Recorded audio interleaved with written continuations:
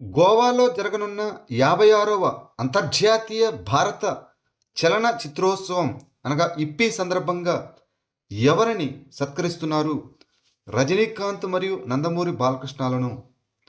గోవాలో జరిగే 56వ అంతర్జాతీయ భారత చలన చిత్రోత్సవంలో సినిమాల్లో 50 సంవత్సరాలు పూర్తి చేసుకున్నందుకు గాను నటులు రజనీకాంత్ మరియు నందమూరి బాలకృష్ణలను సత్కరిస్తున్నారు.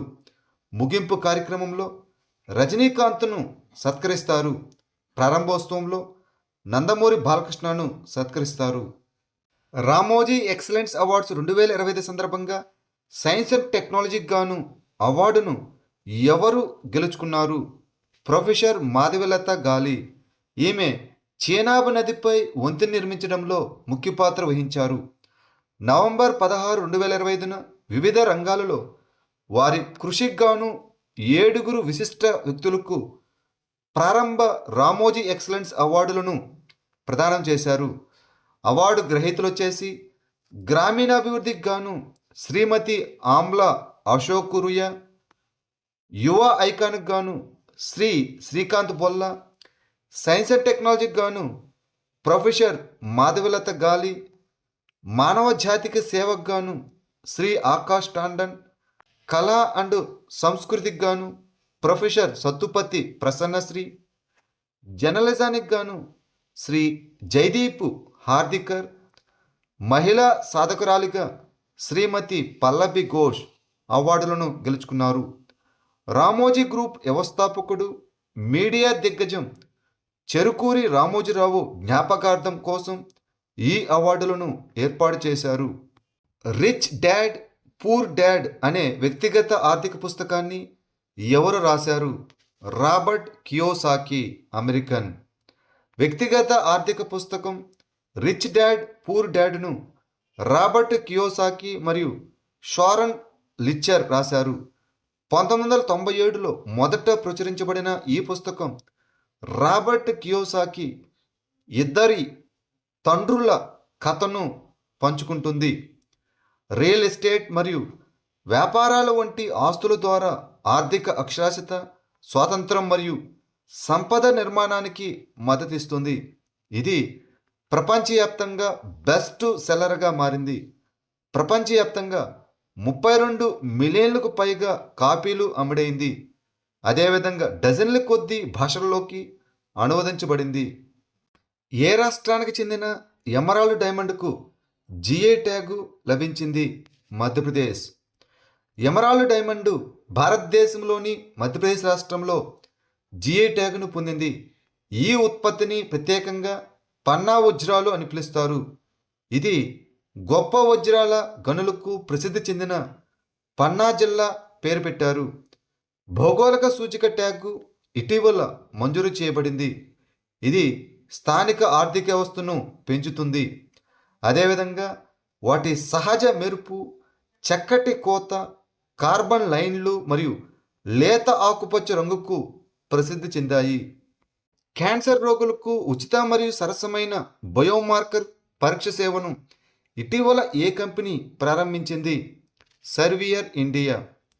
సర్వియర్ ఇండియా జెనోమిక్ ల్యాబొరేటరీస్, మిడ్జెనోమ్ మరియు స్టాండ్ లైఫ్ సైన్సెస్తో కలిసి భారతదేశంలోని నిర్దిష్ట క్యాన్సర్ రోగులకు ఉచిత మరియు సరసమైన బయోమార్కర్ పరీక్ష సేవలను అందించడానికి ఇటీవల ఒక ఇనిషియేటివ్ను ప్రారంభించింది. ఒడిశాలోని ఏ 2 బీచ్లు ఇటీవల బ్లూ ఫ్లాగ్ అవార్డును అందుకున్నాయి?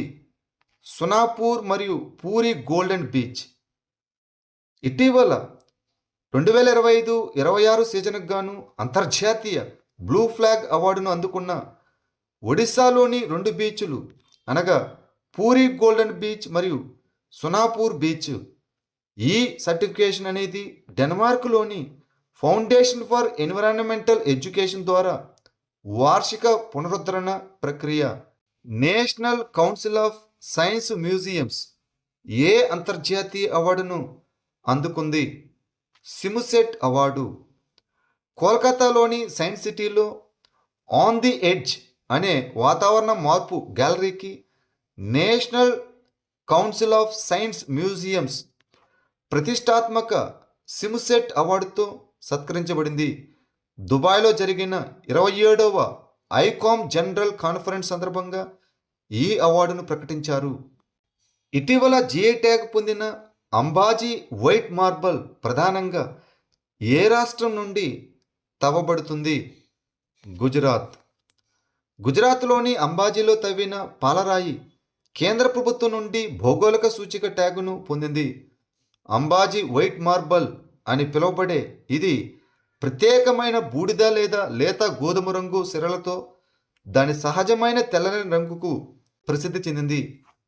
ఈ పాలరాయి దీర్ఘకాలం మన్నికనేది మరియు మృదువైన మెరుగుపట్టిన ఉపరితలం కలిగి ఉంటుంది.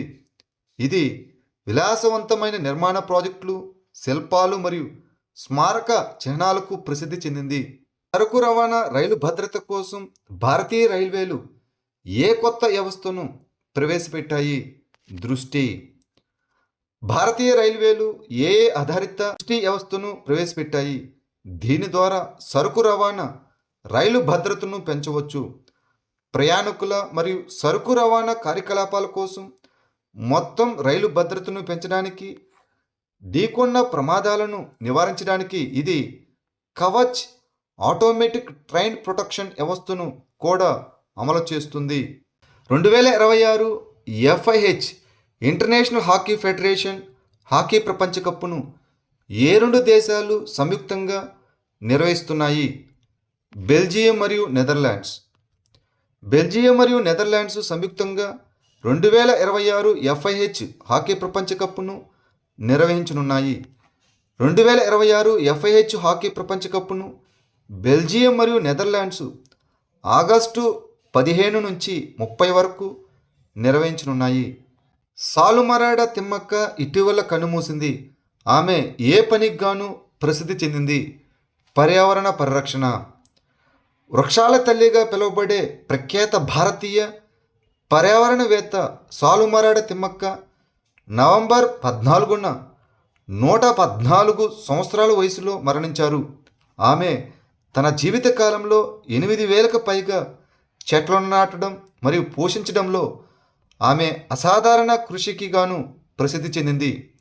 ముఖ్యంగా కర్ణాటకలోని హులికల్ మరియు కుదూర్ మధ్య రహదారి వెంబడి 4.5 కిలోమీటర్ల పొడవున 385 మర్రి చెట్లను నాటారు.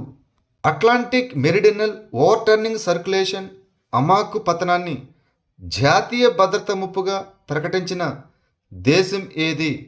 ఐస్లాండ్. అట్లాంటిక్ మెరిడినల్ ఓవర్టర్నింగ్ సర్క్యులేషన్ పతనాన్ని జాతీయ భద్రత మరియు అస్తిత్వ ముప్పుగా ఐస్లాండ్ దేశం అధికారికంగా ప్రకటించింది. అలా చేసిన మొదటి దేశంగా అవతరించింది. ఈ అమాకు ఆర్కిటిక్కు వెచ్చని ఉష్ణమండల జలాలను తీసుకువెళుతుంది. యూరోప్ వాతావరణాన్ని నియంత్రిస్తుంది.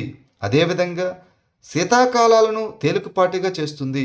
గరుడ అనే వ్యాయామం భారతదేశం మరియు ఏ దేశం మధ్య ద్వైపాక్షిక వైమానిక దళ వ్యాయామం? ఫ్రాన్స్. నవంబర్ 16 నుంచి 27 వరకు జరిగే ద్వైపాక్షిక వైమానిక విన్యాసం గరుడ 2025 కోసం భారత వైమానిక దళం బృందం ఫ్రాన్స్లోని డి మార్సన్ వైమానిక స్థావరానికి చేరుకుంది. ఈ వ్యాయామం గరుడ అనేది భారత వైమానిక దళం మరియు ఫ్రెంచ్ వైమానిక అదేవిధంగా అంతరిక్ష దళం మధ్య నిర్వహించబడే ద్వైపాక్షిక వైమానిక విన్యాసం.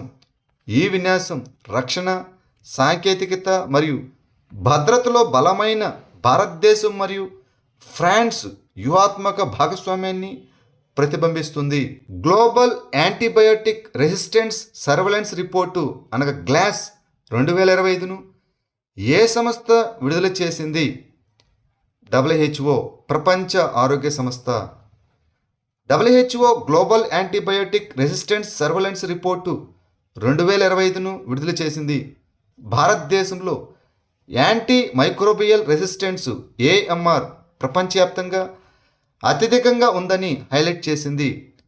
2023లో భారతదేశంలో ప్రతి 3 బ్యాక్టీరియల్ ఇన్ఫెక్షన్లో ఒకటి సాధారణ యాంటీబయోటిక్స్కు నిరోధకతను కలిగి ఉందని, ఇది ప్రపంచ సగటు 6 1 కంటే చాలా ఎక్కువగా ఉందని నివేదిక వెల్లడించింది. 24వ ఆసియా ఆర్చరీ ఛాంపియన్షిప్ 2025లో మహిళల రికర్వ్ విభాగంలో బంగారు పతకం గెలుచుకున్న భారతీయ ఆర్చర్ ఎవరు? అంకిత భకత్. ఢాకాలో జరిగిన 24వ ఆసియా ఆర్చరీ ఛాంపియన్షిప్లో 5 సెట్ల హోరాహోరీ ఫైనల్లో అంకిత భకత్ తన కెరీర్లో అతిపెద్ద విజయాన్ని నమోదు చేసింది. ప్యారిస్ 2024 ఒలింపిక్స్ రజత పతక విజేత అయిన నా సిహోనుని ఓడించింది. రికర్వ్ మహిళల బంగారు పతకాన్ని ఆమె గెలుచుకుంది.